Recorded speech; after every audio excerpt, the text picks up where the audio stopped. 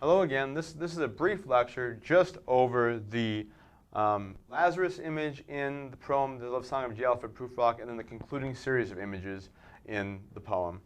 So the first thing, the line, I am Lazarus, come back from the dead, come back to tell you all, I will tell you all, is an allusion, and it's kind of confusing what the allusion may be to, because as we may or may not know, there's a couple of Lazaruses in the Bible, and maybe the most common known one is to Lazarus the leper, right, who was a dog, he had dogs licking his wounds. And however, this allusion in Eliot's poem here is misleading, as in it's not to that Lazarus. The Lazarus that this allusion is referencing is Lazarus from John chapter 11. Lazarus dies, and 4 days after he dies, Jesus makes it to the town Bethany, where Lazarus is passed away, and meets his family. And after 4 days of Lazarus being dead, Jesus raises Lazarus back from the dead. And so in the context of the poem, right, Lazarus, come back from the dead, come back to tell you, I will tell you all. We have in the poem an individual, Lazarus, who has died, right, who has passed away, who's been to the afterlife, has been to heaven or hell. And so in the poem, he's coming back to tell of the afterlife, which is maybe for many of us or for our concerns, maybe the most important information any of us could get. Is there an afterlife? What is the afterlife like? What is heaven like? What is hell like, depending on where he would have gone? And so this is maybe the most important question humanity could ask, depending on your religious disposition.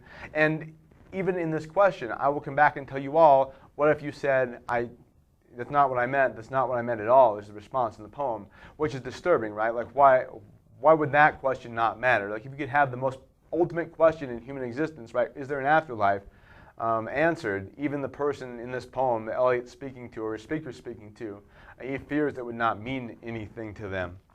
So that said, in the Lazarus delusion explained, let's look at the final verse of the poem and the final couple lines of the poem and what the image is doing here. So we already talked before about the I will wear the legs of my trousers rolled. Following that, we break into this weird line, shall I part my hair behind? Do I dare to eat a peach? So we break the rhythm we had previously in the poem with these lines, but then after that, we go back into a cadence and almost an incantation. I shall wear white flannel trousers and walk upon the beach. I have heard the mermaids singing each to each. I do not think that they will sing to me. I have seen them riding seaward on the waves, combing the white hair of the waves blown back, where the wind blows the water white and black. We have lingered in the chambers of the sea, by sea girls wreathed in seaweed red and brown, till human voices wake us and we drown. Not only is this a beautiful sounding piece of lyrics, it's a beautiful sounding piece of writing, right? What we have going on here is, first of all, we have an allusion to the Odyssey. We have an allusion to the sirens in the Odyssey. These mermaids singing each to each. As much as we think of mermaids as beautiful creatures, the reference here is to the Odyssey and the sirens, where the sirens would sing beautiful songs and then pull sailors overboard when they drifted too close to them. Odysseus, if you remember, or if you didn't know, his sailors plug their ears with beeswax so they won't hear them, while Odysseus leaves his ears unplugged so he can hear the beautiful singing and be the only one who possesses that knowledge of what they're singing on the earth. And as they're driving or floating along in the sea, rowing along in the sea, Odysseus, even though he has his ears unplugged, wants to break himself from the mast he's tied to and urge his sailors to steer toward the sirens. So powerful is their alluring call, right? But even these sirens who sing to any seaman or any seafaring person who swims by them, right? The speaker of the poem is afraid that they will not sing to him. Like, he's so disoriented and so distanced from other human contact or other contact with the world that he's worried that even the sirens, whose job is to lure sailors to their death, won't sing to him. He's not important enough to sing to. The last portion of the poem, too, the deal with the we have lingered in the chambers of the sea, by sea girls wreathed in seaweed red and brown, till human voices wake us and we drown, is also an allusion to the Odyssey, a different book of the Odyssey. It's an allusion to the Phaeacians. When Odysseus comes ashore with the Phaeacians and meets Princess Nausicaa, and they tell him that the old man of the sea they have to entrap in order to get back on the waterway to get home to Ithaca.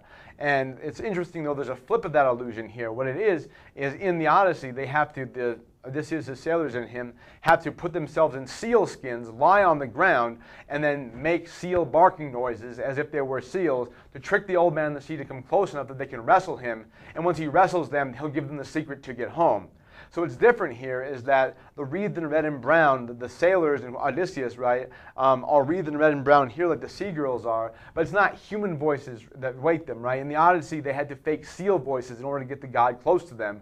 Here, they're already in this seal state, this weird, ephemeral, non-human state, and it's the human voices wake us. It's what brings us back to reality that makes us drown. It makes us back to reality, which is death, and which is not this divine existence the sea god had in the Odyssey. So it's interesting, we see these beautiful lyrics, right? That blow the waves of the water white to black. It's some of the most beautiful lyric, I think, in the English language.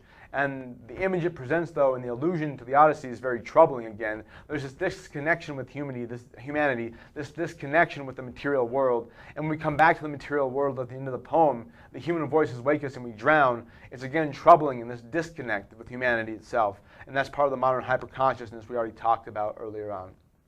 Thank you.